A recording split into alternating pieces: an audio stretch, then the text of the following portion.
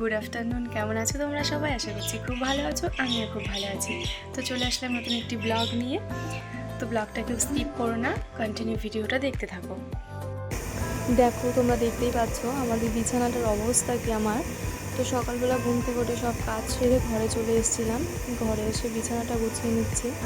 আমি মশারিটা পুরো ভাঁজ না করলে ভালো লাগে না, সব গুছিয়ে না রাখলে, পরিপাটি না রাখলে।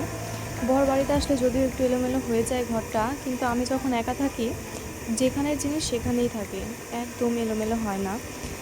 তাও এখন আবার বাড়িতে একটু পুচকি আছে, টুকটাক তাও একটুই হয়ে যায়, তাও অতটা হয় না। দেখো, বিছানা গুছিয়ে নিলাম সব কিছু।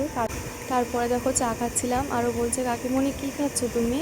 আমি বলছি তুই খাবি? বলছে দাও। তো প্লেটে দিয়ে দিয়েছি ওকে চা। প্লেটে দেখো ও হাত দিচ্ছে চায়ের মধ্যে, চা খাচ্ছে কী সুন্দর। আমি বলছি জামাই ফেলবি, ও বলতে বলতে জামাই ফেলে দিল। ওর চা খুব টেস্ট লাগে নাকি। আমরা সকালবেলা সন্ধ্যাবেলা একটু চা খাই, ও চা খাবে। বাবার সাথে বসলে বাবার সাথেও খাবে, বা আমরা খেলে আমাদের সাথেও খাবে। তো রান্না বান্না হবে। দেখো পেঁয়াজ কাটছি, আদা কাটছি। তো পেঁয়াজ আদা কাটতে কাটতে দেখো আমার চোখ দিয়ে জল বেরিয়ে গেছে। বোনটা এসে বলছে কান্না করছো নাকি বৌদি? আমি বলছি হ্যাঁ কান্না করছি। বলছে দাও তোমার একটু ভিডিওটা করে দিই। তো ডিম আর আলু সেদ্ধ রান্না হবে, আমরা দুজন বাড়িতে, আর কেউ বাড়িতে নেই, সবাই আমাদের রেখে মেলায় চলে গেছে। তারপরে আর কোনো ক্লিপ নিতে পারিনি, স্নান দান করে একটু ঘুমিয়ে নিয়েছিলাম।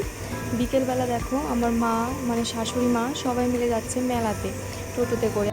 বাড়ি পুরো ফাঁকা, আমাদেরও ভালো লাগছিল না, বলছিলাম চলো তাহলে একটু গঙ্গার ধার থেকে ঘুরে আসি। আমাদের বাড়ির এখানেই 2-3 মিনিটের হাঁটা পথ গঙ্গা। তো গঙ্গায় মাঝে মধ্যে স্নান করতেও যাওয়া হয়।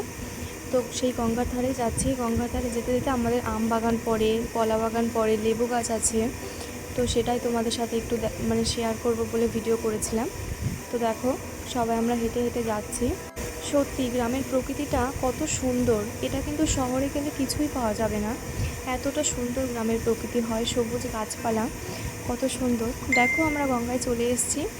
গঙ্গায় ওই নৌকাগুলো দেখতে পাচ্ছ, ওই নৌকাগুলোতে সবাই যাচ্ছে। গঙ্গা পার হয়ে যেতে হয় মেলাতে। তো গঙ্গার ধারে এসে একটু রিলস করে নিচ্ছিলাম, দেখো তোমরা সেইটা।